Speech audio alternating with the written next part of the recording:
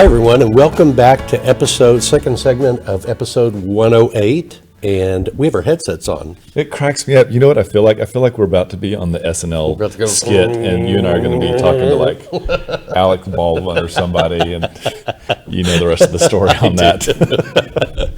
Anyway, the reason we do this is because when we have people that we bring in through Zoom calls, then this is the way we get to hear them, and it doesn't create all that feedback and everything. So today we have two guests. One of them you're familiar with, one of them you've not met yet. We've Jeremy Radcliffe and Carly Kalita with SWBC Mortgage, and we're bringing them on today to kind of give us an update on the mortgage market. Lots going on. Yeah, there they are. Hey, hi guys. How are y'all today? I think y'all need. Are y'all still muted? Can y'all hear us? Can you hear us?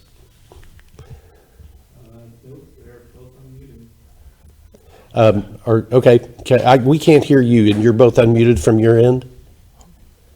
Jason's looking at this, see if we can get that worked out. So we're going to go back to tap dance. Somebody had a Red Bull before we got here. Yeah. Okay, so I'm going to play Carly's part. You play Jeremy's part. So right now, it looks Be quiet, I'll handle this. Oh. Is that Carly or is that you? I can't tell which one that was channeled. It's Carly. That's Carly. You know, you've got the face of everything out there, and then you've got the person in the background that really does all the work. Carly is a bulldog. She bulldogged me like crazy when I was doing, which she should. Yeah. When I was doing my loan, because I felt like I was distracted at times. Mm-hmm. Can y'all talk now? We can check. Can you guys hear us? Yeah, we can hear Jeremy now. Can you hear us? Carly, can we? Perfect. Can you hear me? There we go. All right. Jason is having a tough day with the tech today. So our show is broadcast from On Air Media in West Dallas, and they did an equipment upgrade, an amazing equipment upgrade, and they've been doing these fantastic building upgrades, and so that's part of our technical challenge today, but they do an amazing job here. So anyway, let's jump back into Jeremy and Carly. So, what is going on in the mortgage market? Well, if you guys can hear us okay, sorry, I'm going to just probably talk for a moment because I think we are having some technical lags on our side, but can you hear me okay? Yes. Jeff, Weston? Yeah. Yep. Okay, great.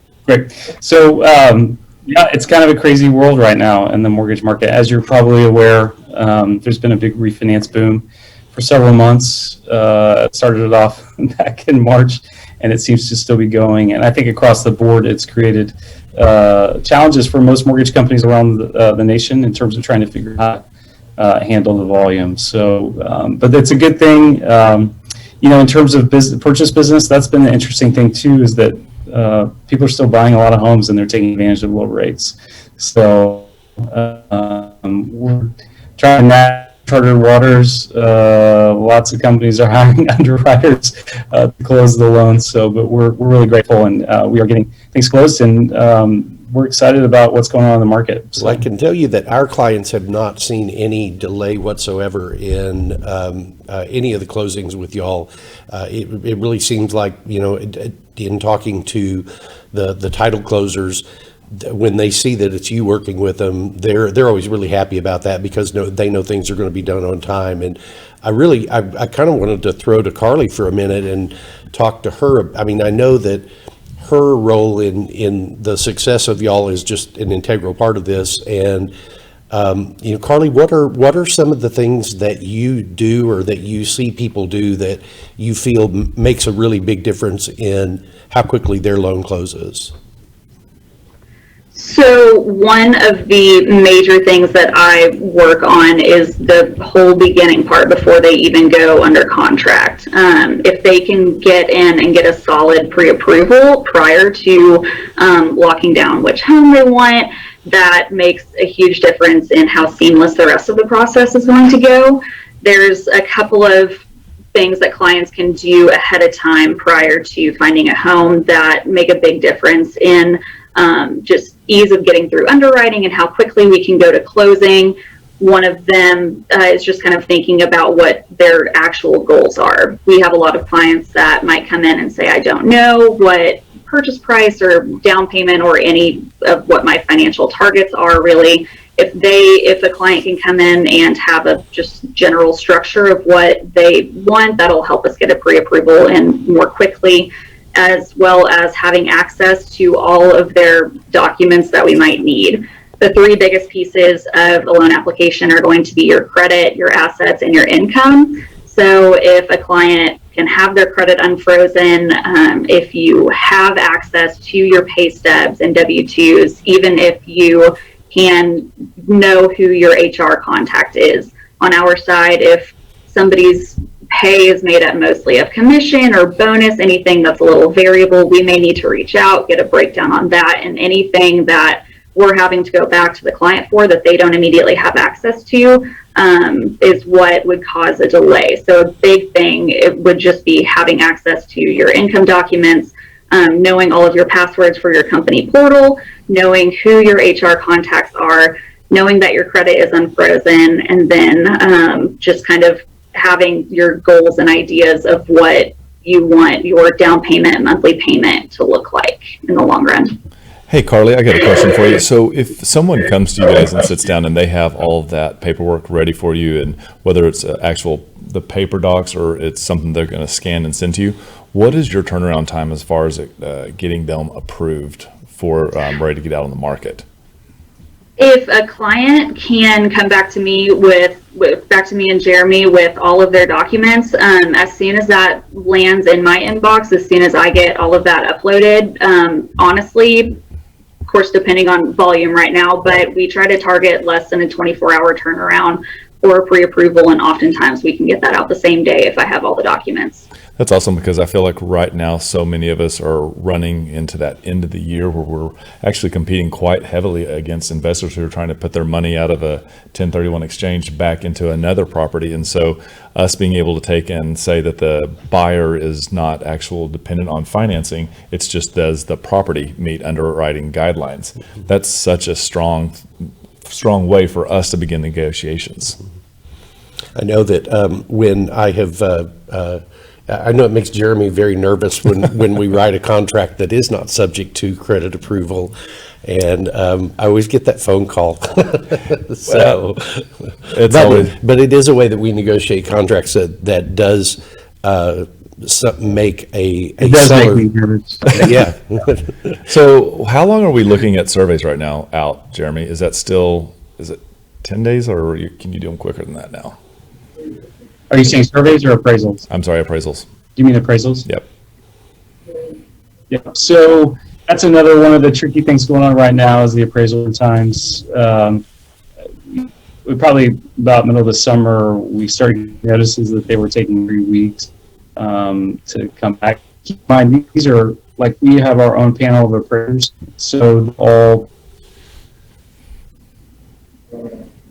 small to do the refinance, but I think it's getting a little bit better. We're starting to see this pick up a little bit faster. Mm-hmm. So when you write a contract, and we talked about this, writing a contract for 30 days is still we can still do it. We're just sometimes coming back and saying, hey, can we get that appraisal order during the option period? Mm-hmm. So you're the only lender that I think we've worked with that we've run across the property inspection waiver circumstance, and we've been through that with you twice in the last couple of months.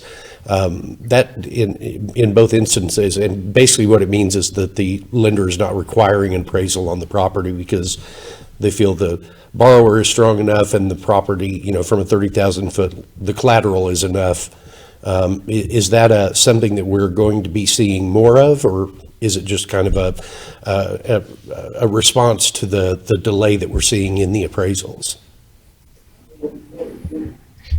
So what we've been told, or kind of what we're seeing, is that Fannie and Freddie have been collecting this data on properties for so long now that when it runs through their algorithm, they are essentially trying to increase that percentage of of loans that don't require an appraisal. It's essentially an option. It's optional for the client. It's an inspection waiver where they can waive that. And basically, automated underwriting system will come back and say, hey, in this case, you don't have to earn an appraisal if you don't want. We accept the value as is. And some of the factors that come to that is they've been looking at property data in those particular pocket neighborhoods. And if they feel like the value supports what the contract's written out, then a lot of times we don't need that appraisal. Yeah. So it's made that's a nice thing to come up against. Yeah, So. and it's made our clients happy when it's happened because, it saves them a little bit of money and it moves the process along faster. And, in one of the two instances, it made the listing agent ecstatic that, it was just instantly out of the way. So what we're going to do is ask Zach if you can throw the comments for Jeremy in the comments. If you can put Jeremy's contact information and link to his company, that'd be great. That way, if you have questions about mortgage, you can reach out to him right away.